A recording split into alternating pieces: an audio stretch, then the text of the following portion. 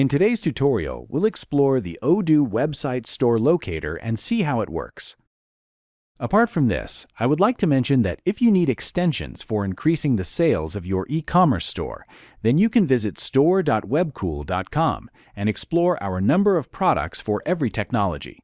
We also have the user guide for the same in our blog sections, from where you can check the features and configuration and get to know the functionality of the extensions as well. Now let's move back to our video. First, in the Apps section, make sure the Website Store Locator module is installed and activated. After that, we'll move to Settings. Here, under the Website Webkul Add-ons section, scroll down until you find the Website Store Locator option. Make sure it is enabled. Then, configure the settings under the Configuration section. We have to make sure that all these settings are enabled and configured accordingly, and that the module is active. After that, we'll move to our website. Under the Configuration menu, click on Stores. Here you can see the list of stores that have already been created. Now let's open Webkul Software Private Limited.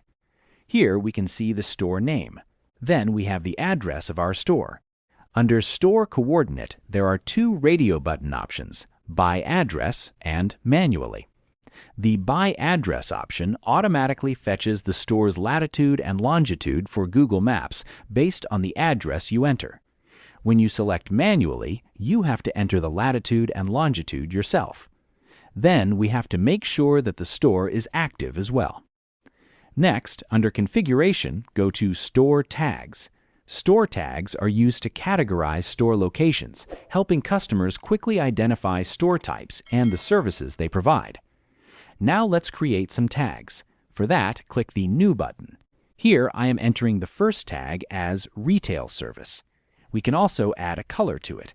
For now, I am selecting red, then clicking the Save button to save it. Let's create one more tag as Service Center, then add a color to it and click the Save button. Now, under Configuration, go to Stores, then select a store and assign the tags we created. Let's assign the Service Center tag to Webkul Software Private Limited. Then click Save. For Store 1, I am assigning the Retail Service tag. Then click Save. Now, when we go to our website homepage and open the Store Locator, we can see all of our stores listed here. If we select Webkul Software Private Limited, we can see the Service Center tag displayed here, along with the store details. If we zoom in, we can also see the store's location on Google Maps. The same applies to Store 1, where you can see the Retail Service tag. You can zoom in or out to view the store's location on Google Maps.